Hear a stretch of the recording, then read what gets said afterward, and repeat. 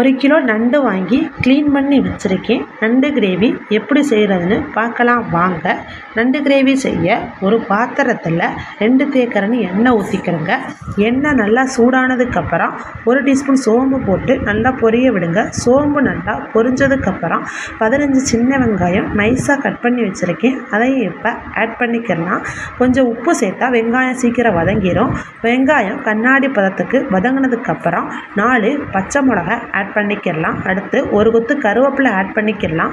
பச்சை மிளகாய் நல்லா வதங்கினதுக்கப்புறம் 2 பெரிய சைஸ் தக்காளி எடுத்து நைஸாக கட் பண்ணி வச்சுருக்கேன். அதையும் இப்போ ஆட் பண்ணிக்கிறலாம்.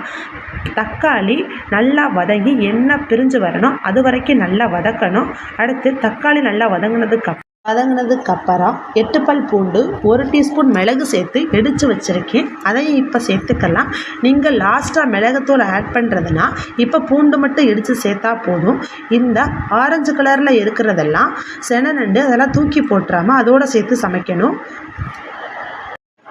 நண்டு கால் எல்லாத்தையும் முனியில் உள்ளதை பிச்சு போட்டால் மசாலா நல்லா நண்டுக்குள்ளே இறங்கி நண்டு சாப்பிட்றதுக்கு டேஸ்ட்டாக இருக்கும். நண்டு எல்லாத்தையும் போட்டதுக்கப்புறம் நல்லா கலந்து விடணும்.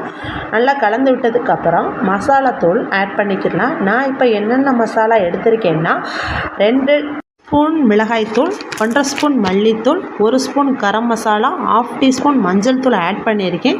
நீங்கள் இதுக்கு பதிலாக 4 ஸ்பூன் குழம்பு மிளகாய்த்தூள், 1/2 ஸ்பூன் மஞ்சள் தூள் ஆட் பண்ணிக்கிறலாம்.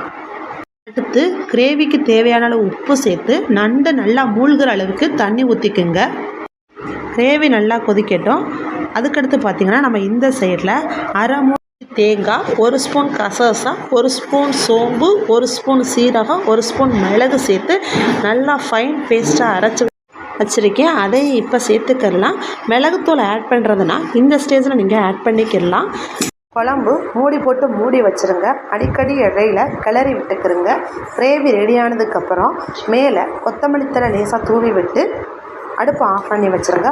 அவ்வளோதான். இது இட்லி, தோசை, சப்பாத்தி எல்லாத்துக்கும் நல்லாயிருக்கும். நான் சொன்ன மெத்தடில் ட்ரை பண்ணி பார்த்துட்டு எப்படி வந்திருக்குன்னு கமெண்ட் பண்ணுங்கள். லைக் பண்ணுங்கள், ஷேர் பண்ணுங்கள், சப்ஸ்கிரைப் பண்ணுங்கள். Thank you so much.